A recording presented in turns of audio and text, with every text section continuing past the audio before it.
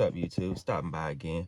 We're going to do a video about dollar cost averaging in the stock market and how this can really help you. I'm going to show you the difference. A lot of people just say in the past 2 months or a month, you threw $10,000 in the stock market. As you can see, a lot of these stocks are taking losses. A couple of them still making it, but a lot of them, because of the tariffs, are down because of what Donald Trump is doing. Cool. The thing is, if you would have threw that 10,000 in, you'd be down 4,000, 5,000, some maybe 3,000. I've seen it, especially being up 60% and down it in 2 weeks. Yeah, that's crazy. But the thing is, I'm seeing a lot of people panic and listening to CNBC News and trying to figure out what's going to happen, what's next. I'm not caring about none of that, honestly. Why am I? What got me here is what got me here. I literally got in during the pandemic. So I seen these stocks plummet. I seen it all. So I'm like, okay, tariffs is different. Cool, the tax, whatever. But I'm like, if I'm still dollar cost averaging, none of that matters, because what is it doing right now? It's dipping. So when you're just throwing money into an account, you can take your losses. But when you're sitting there looking at the account and you know you're going to dollar cost average every day, every week, whatever, it will not matter. It won't. Right now, I'm looking at some of the stocks like Kava that I own, Micron. I'm sitting there, I got in the Kava at like $117. I seen what the all-time highs were. But did I know this was going to happen right now? No, nobody did. That's one thing I can like laugh about and say, okay, now who's going to figure out this part of the game? I'm like, what got me here? This is what got me here, dollar cost averaging. So just try to be more smart and actually know what price range you want to get in. If you, like I said, Walmart's one of my best ones. If I liked it at $100, I like it at 94. I like it at 95. It's not going to really deteriorate you, because it's if you not knowing what the market's going to do for the next couple months is what got people. It could be down for the next 2 years, would not matter to me. It wouldn't, because guess what I'm going to keep doing? Piling up, getting more. So when it does take back off, you actually execute it. That's the whole thing about it. Don't be sitting here trying to figure out what the market's going to do if you're not going to execute. That's a big problem right there. Way big problem. You're not going to make anything. You're just sitting there trying to time the market. That's the least of my worries. One thing I will say is, with this Mag 7 situation, I own Google, I own Tesla. Those are my least two favorites right now. I can take Google as far as they're trying, but like I said, it's been a long time since they've been trying. And every time I look up, you have another person suing you. Whatever. Cool. That's the Mag 7. Tesla, Elon Musk, good entrepreneur, bad what's going on right now, especially the moves he's making and being seen, especially with when he threw the little sign out, whatever. But you're affecting your business when you're doing that. Things like that, and it's affecting your business. Like, well, I like you're the entrepreneur, but look what you have going on. Cool. But I'm like, why does the news keep putting all this emphasis on the Mag 7 when you have stocks outperforming the Mag 7? They're trying to keep these 7 little stocks in a box when you got way more stocks outperforming them.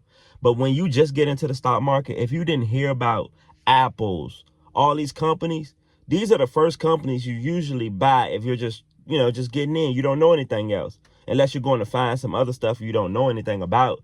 That's a whole different thing. Me personally, I don't even believe it's a such thing as the Mag 7 no more, especially what we're going through.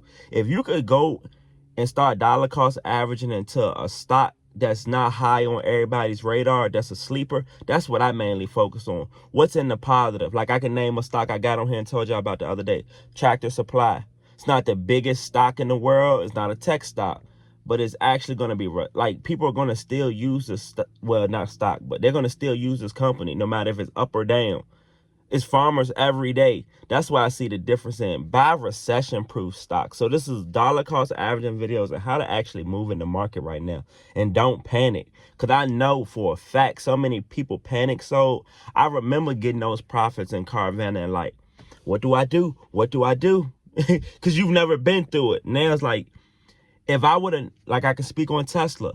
If 2 to 3 months ago, if I was thinking what I knew already, I already knew it. I should have took some of those Tesla profits before it went back to 238, stuff like that. If it was still in the 350, 400, I would take profit right now. But guess what? I get to say when it does it again, I'm not worried about a Mag 7. Will Tesla perform?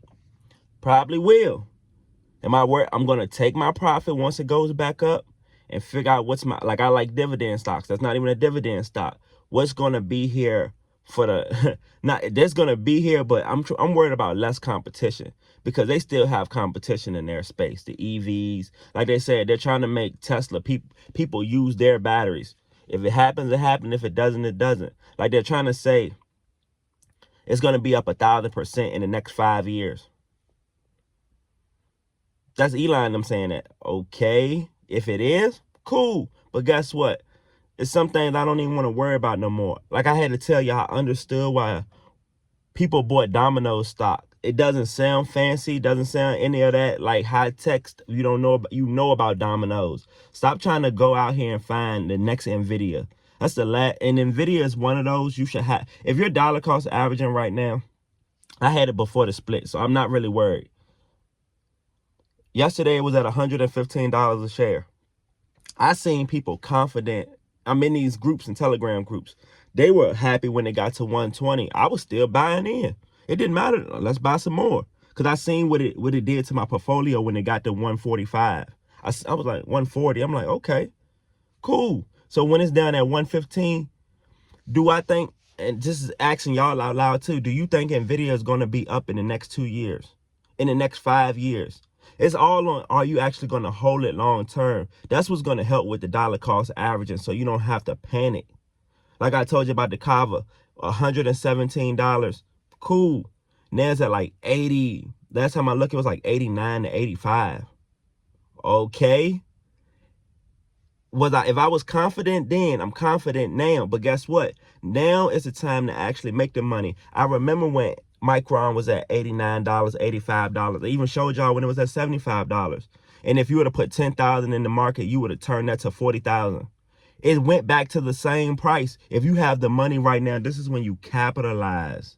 If you're not trying to capitalize and execute, you will not make it in these markets. And if you're just watching for the next people to buy, I feel sorry for you because you need to actually go learn the charts. Go learn how you actually want to maneuver. You can hear all the YouTubers talk about what to buy and what not to buy. But if you don't know when they sold it and took the profit, Palantir, all these stocks I could name that are down right now, good buys. But guess what? If you're unconfident in them, you're not going to make any money. So like, comment, subscribe. Tell me what you're buying a dollar cost average in.